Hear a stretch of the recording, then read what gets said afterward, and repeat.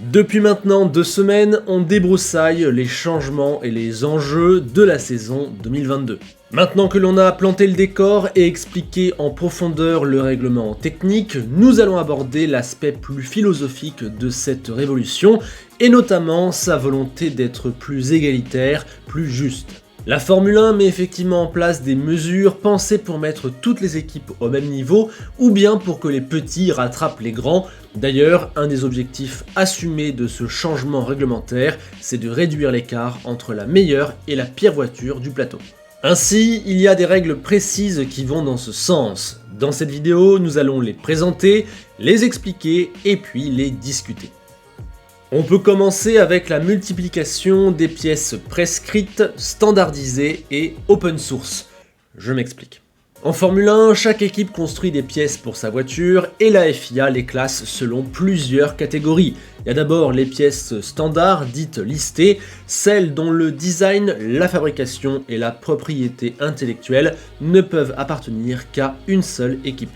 C'est les pièces que l'on fait soi-même pour soi-même, elles sont uniques et invendables, c'est par exemple la cellule de survie, les éléments aérodynamiques, en tout cas la plupart, ou encore le fond plat. Il y a ensuite les pièces transférables, celles que les équipes peuvent vendre à d'autres, comme Ferrari le fait avec Haas au niveau des suspensions ou des systèmes hydrauliques par exemple. Dans la liste, on peut également citer la boîte de vitesse ou l'embrayage. Après, on arrive sur les 3 types de pièces qui nous intéressent pour cette vidéo. D'abord, les pièces dites standardisées. Là, c'est simple, tout le monde a la même fournie par la Formule 1. C'est l'exemple des flasques de roues, des jantes, des pneus ou par exemple de la radio. Ensuite, les pièces dites prescrites, ce sont des pièces dont le design est très précisément décrit et encadré par le règlement afin que personne n'invente des choses très différentes. C'est par exemple le cas des ailerons avant à partir de cette année. La description technique dans le règlement est si précise qu'il est difficile d'imaginer des différences d'ailerons avant entre les équipes. Enfin, il y a les open source, celles-là, les équipes sont obligées d'en partager le design et la conception afin que tout le monde puisse copier. C'est par exemple le cas du volant, du mécanisme pour le DRS ou bien encore de la gourde.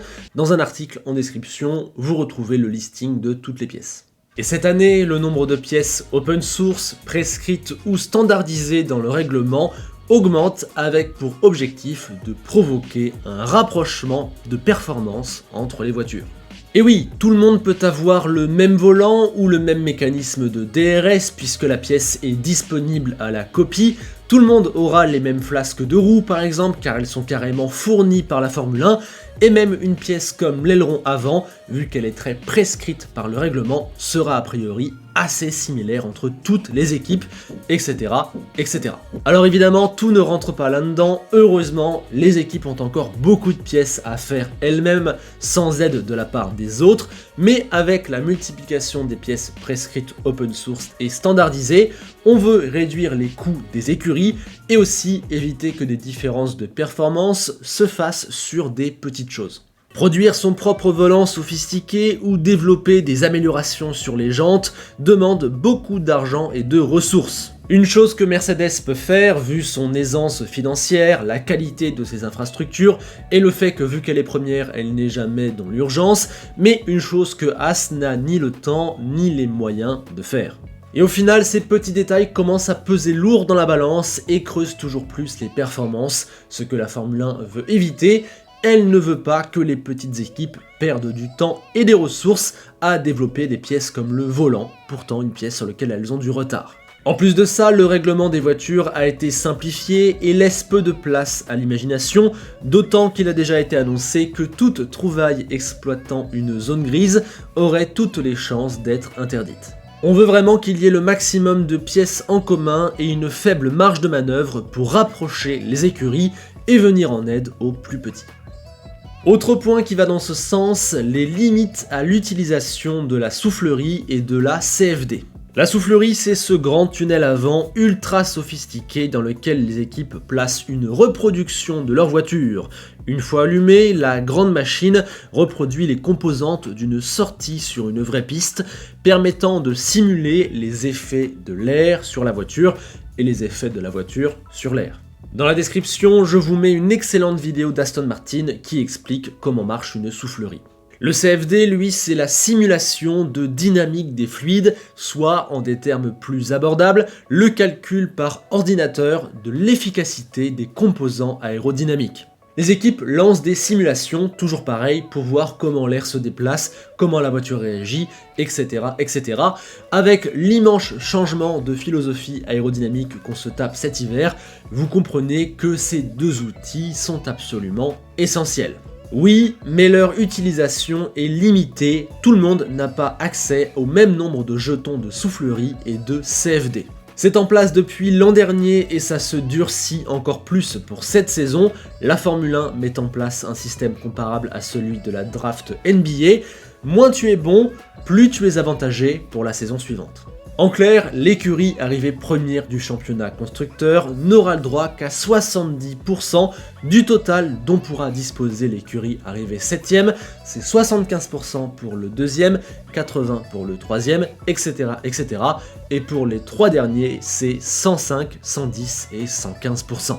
Concrètement, Mercedes pour cette saison peut allumer 224 fois sa soufflerie et lancer 1400 runs de CFD, c'est 368 en soufflerie et 2600 en CFD pour As. Je vous mets à l'image ce tableau pour toutes les écuries, vous pouvez remarquer les différences et le système croissant, vous pouvez également faire pause ou faire un screen pour conserver ces précieuses données. Dans les faits, je pense qu'il faut voir ce système avec un petit peu de recul, il ne rebat pas les cartes à 100%. L'écurie la moins bien lotie, Mercedes, a quand même 224 runs en soufflerie, ça va, il y a de quoi faire, et l'écart par exemple avec Ferrari n'est que de 32 simulations, ce qui est seulement 14% de leur total. C'est important, mais ça ne fera pas des différences fondamentales, notamment entre les gros. En revanche, ce qui est certain, c'est qu'on met là un système qui favorise de manière inouïe les plus petits, qui leur donne une chance de remonter et qui peut mettre dans l'embarras les grandes équipes qui auraient des difficultés, elles ont moins de marge de manœuvre. Mercedes ou Red Bull ne feront pas moins bien leur travail à cause de ça, mais Williams, Haas ou Alfa Romeo ont entre leurs mains une vraie possibilité de faire la différence, à eux de s'en saisir. Enfin, la dernière mesure dont on va parler ici, c'est le budget capé dont le principe est très simple. On fixe une limite à l'argent que les écuries peuvent dépenser sur une saison.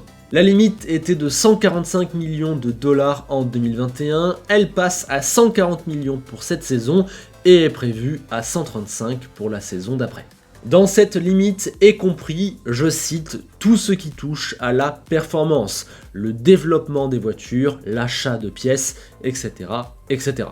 En revanche, le service marketing, le salaire des pilotes, le salaire des 3 plus gros membres de l'écurie, le prix du moteur pour les écuries clientes, les coûts de propriété comme celui des usines, les bonus pour les employés, les réservations d'hôtels ou bien d'avions ou encore les sommes à payer pour rentrer au championnat, tout ça ne rentre pas dans la limite budgétaire. Le budget cap est donc largement imparfait, mais représente une vraie révolution et un véritable frein à l'argent que l'on peut mettre sur la table. Depuis des années, le nerf de la guerre, c'est le fait que les plus grands groupes arrivent, mettent une somme impossible à rivaliser et défoncent le championnat. Ça ne sera plus possible aujourd'hui, la limite aux sportifs est à 140 millions de dollars, on ne peut plus mettre 500 millions. Encore une fois, cela ne fait pas tout. On a réduit l'importance de l'argent dans les résultats, mais réduit un petit peu seulement. Malgré tout, ça va vraiment aider certaines équipes. Haas ou Alfa Romeo atteignent à peine le plafond, mais on voit bien que le fait qu'il y ait un plafond empêche les autres de leur mettre un écart beaucoup trop gros. Bien, maintenant discutons. Est-ce que c'est bien tout ça? Est-ce qu'on va dans le bon sens? En théorie, vouloir l'égalité, c'est extrêmement positif, mais il y a plusieurs points dans ces mesures qui peuvent être gênants, voire même créer d'autres problèmes. Déjà, il y a le fait qu'on assiste à un nivellement par le bas. Pour que les moins bons rattrapent les meilleurs, eh bien on va freiner les meilleurs. Moins accès à la soufflerie pour la seule et unique raison que tu as été excellent la saison précédente.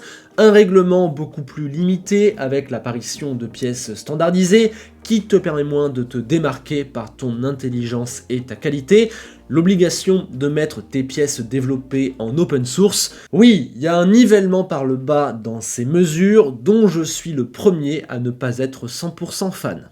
Malgré tout, je trouve que ça reste dans des proportions acceptables. Les grands ne sont pas non plus extrêmement pénalisés, vu qu'ils sont déjà très forts et très dotés en argent, ils vont pouvoir faire face à ces restrictions. Et puis c'est un moyen, après tout, assez efficace de remettre de la compétitivité et de faire tourner la hiérarchie.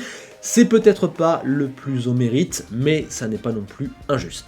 Alors que les inégalités financières, ça c'est beaucoup plus injuste et ça a un impact beaucoup plus direct et beaucoup plus fort sur les performances. Surtout ces mesures, notamment le budget capé et le fait de donner des atouts aux moins bons, cela correspond à une réalité économique, sportive et marketing. Économique car à cause des écarts financiers et donc sportifs, les plus petits n'avaient pas grand intérêt à rester en Formule 1 et de même ceux qui étaient en dehors n'avaient pas grand intérêt à entrer car il faut mettre une somme impossible sur la table pour espérer pouvoir gagner. La F1 risquait de perdre des constructeurs, ce qui aurait fait très mal au portefeuille. Sportif car on en a déjà parlé, les écarts de performance et la hiérarchie répétitive à cause de l'argent, c'est un danger.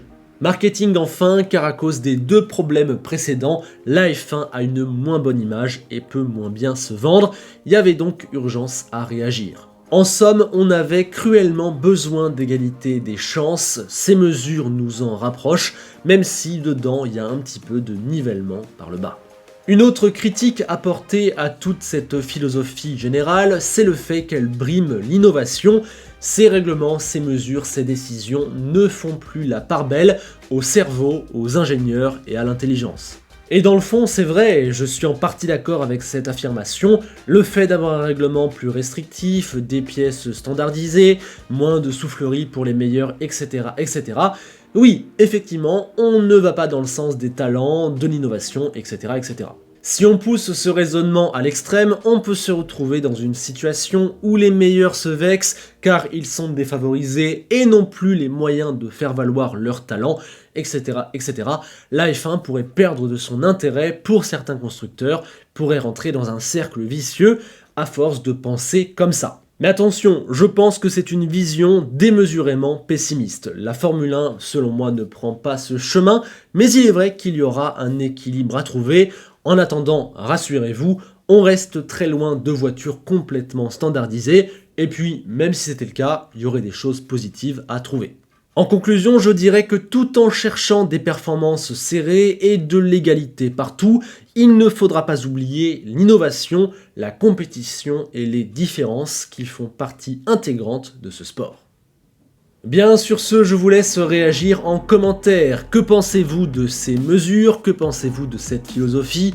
Êtes-vous confiant, inquiet? Avez-vous des questions? Allez-y, je débattrai et répondrai avec vous avec grand plaisir. Allez, au passage, pensez au like et à l'abonnement. On se laisse avec Enzo Ferrari qui regrette déjà l'époque où il pouvait changer 47 fois d'aileron avant juste pour embêter ses ingénieurs. A bientôt.